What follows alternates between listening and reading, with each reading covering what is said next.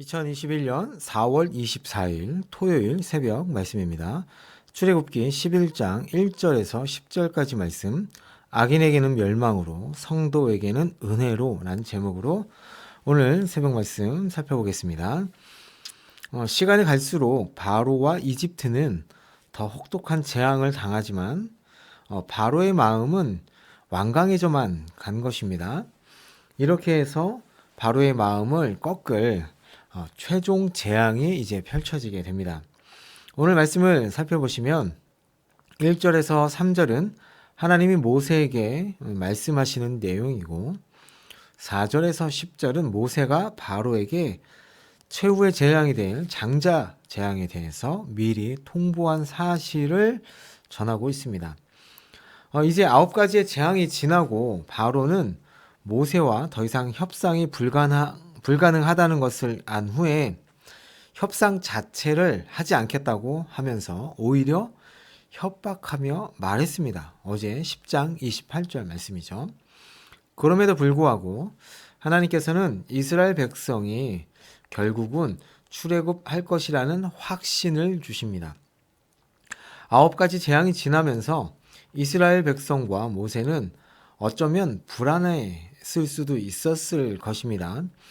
이렇게까지 애굽 땅에 재앙이 임하는데 바로가 내보내지 않는 것을 보고 못 나가는 것이 아닌가 하는 의심이 들었을 수도 있습니다. 그런데 하나님께서 1절에 뭐라고 말씀하시냐면 반드시 너희가 나가게 되리라, 너희를 내보내리라 라고 말씀하시죠. 그러면서 백성들에게 꼭 할 일이 있다고 말씀하시는데 그것은 애굽인들에게 은금 패물을 달라고 해서 가지고 나오라는 것입니다. 불법적으로 착취하거나 구걸하는 것이 아니라 당당하게 그들에게 구하라는 것입니다. 그것이 어떻게 가능할까요? 뒤에 말씀을 보시면 하나님께서 애굽인들의 시각을, 그러니까 이스라엘에 대한 생각을 완전히 바꿔놓으셨습니다. 그 전에는 자신들이 부리는 종으로, 노예로 생각했는데 이제는 애굽 사람들의 눈에 이스라엘이 위대하게 보이기 시작하는 것이죠. 그러니까 바로를 제외한 애굽의 모든 신하들과 모든 사람들의 눈에 이스라엘이 위대하게 보이고 모세는 그들을 다스리는 위대한 지도자로 보이게 된 것입니다. 실제로 그렇게 보이게 된 것뿐만 아니라 모세는 위대한 지도자가 되어 있었던 것이죠. 자, 이렇게 가지고 나가는 은금과 폐물은 나중에 이제 성막을 짓는 데 사용됩니다. 사실 이 말씀은 출애굽기 3장 21절의 말씀이 그대로 성취되는 사건입니다. 3장 21절을 한번 볼까요? 뭐라고 되어 있냐면 내가 애굽 사람으로 이 백성에게 은혜를 입히게 할지니라 너희가 나갈 때에 빈손으로 가지 아니하리니 라고 말씀하고 있습니다. 또 창세기에 보면 어떤 말씀이 있냐면 아브라함에게도 하나님께서 이러한 약속을 해주셨어요. 창세기 15장 14절을 보시면 그들이 섬기는 나라를 내가 징벌할지며 그 후에 내 자손이 큰 재물을 이끌고 나오리라 라는 말씀이 있습니다. 그 말씀이 그대로 성취되는 것이죠. 자, 이제 4절을 보시면 모세가 바로에게 말합니다. 여호와께서 이와 같이 말씀하셨다 라고 얘기합니다. 그러니까 하나님께서 하신 말씀을 모세가 그대로 전하고 있다 라는 말씀이죠.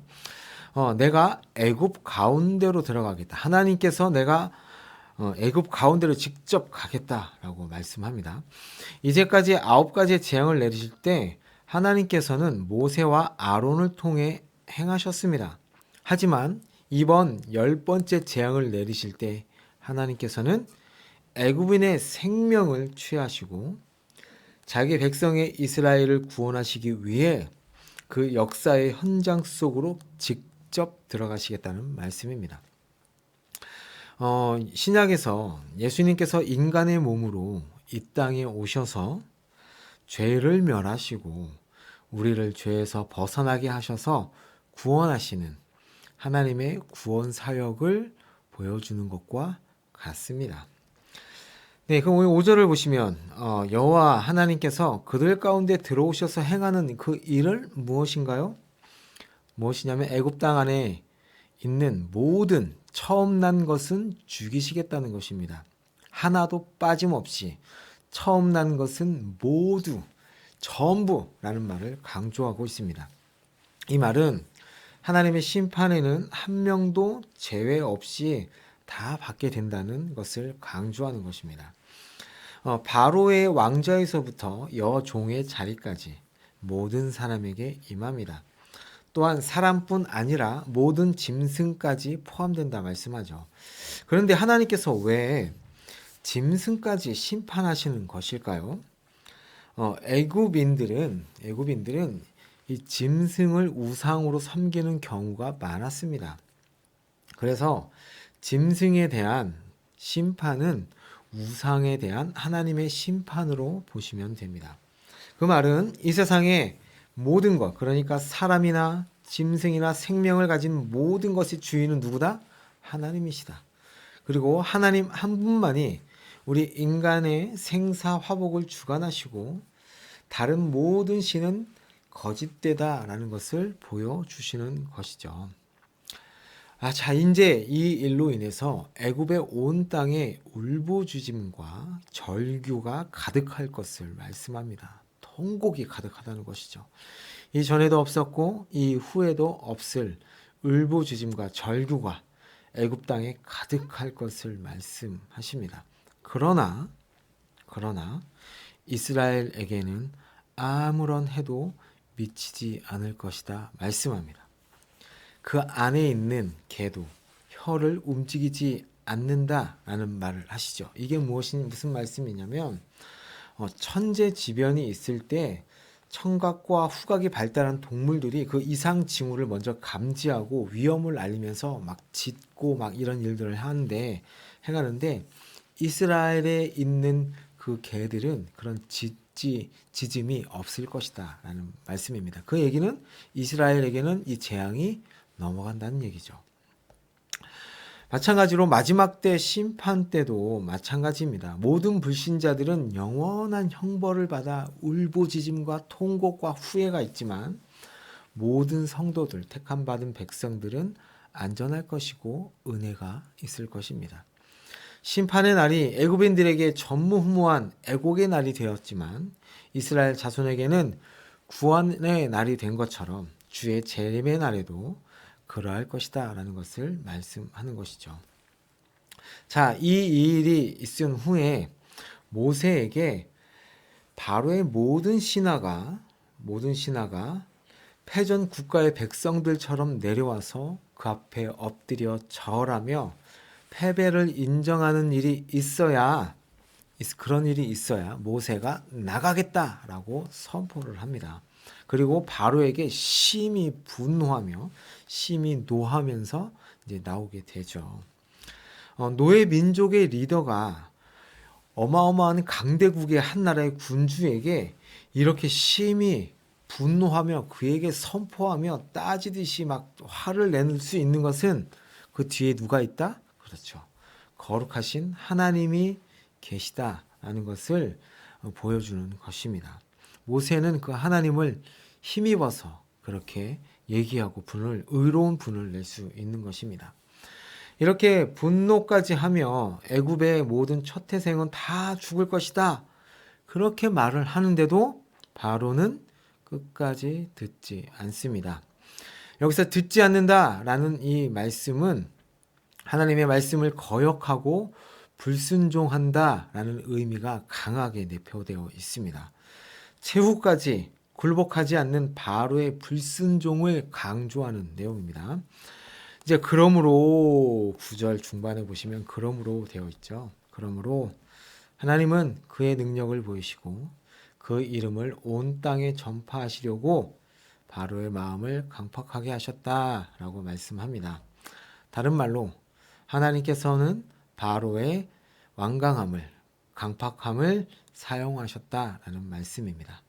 자, 그리고 나서 이제 10절은 이제까지의 모든 표징들을 요약해서 정리하는 말씀입니다. 모세와 아론은 그 모든 이적들을 행했고 하나님은 바로의 마음을 완강하게 하셨으며 바로는 이스라엘을 내보내지 않았다. 그러나 이제는 상황이 완전히 바뀌어 바로가 이스라엘 백성을 내보낼 것이다. 이 말씀이 이제부터 어떻게 성취되는지 12장부터 나오게 됩니다. 자, 오늘 말씀을 정리하면서 저희는 무엇을 기억하며 살아야 할까요? 바로는 우리보다 몇 배나 더 악한 사람일까요? 우리는 바로보다 더 선한 사람일까요? 아닙니다. 우리도 똑같은 사람이었습니다. 바로는 하나님을 끝까지 거부하는 사람들을 상징합니다. 각자마다 자신의 왕좌에서 내려오지 않으려 하고 자신이 가지고 있는 것들을 지키기 위해서 하나님께 불순종하는 사람들을 가리킵니다. 수없이 많은 하나님의 기적을 보고 체험을 한 바로였지만 하나님의 경고와 명령에 교만과 허풍과 거짓으로 일관한 자의 결말을 보여주는 사람이 바로 바로였고, 그 결과는 결국 어떻게 됩니까? 울부짖음과 통곡뿐이라는 것을 오늘 말씀을 통해 알려주고 계십니다. 또 어떠한 벌이 있냐면 그들이 가장 사랑하는 자신의 몸에서 나온 자녀들이 하루아침에 죽는 일을 경험하게 될 것입니다. 결국 마지막 때에 자신의 생명을 잃어버리는 일을 당하게 될 것이죠. 바로의 불순종으로 인해서 하나님께서 재앙을 내리시는 동안 이스라엘 백성들은 애굽에게 위대한 존재가 되었습니다. 그들이 믿는 하나님은 두렵고 지존하신 존재가 되십니다. 하나님을 거부하고 자신의 왕국을 세우며 교만하고 악한 세상에게는 하나님은 두렵고 무서운 존재이시지만 우리에게는, 성도에게는 한없는 사랑을 베푸시는 하나님이십니다.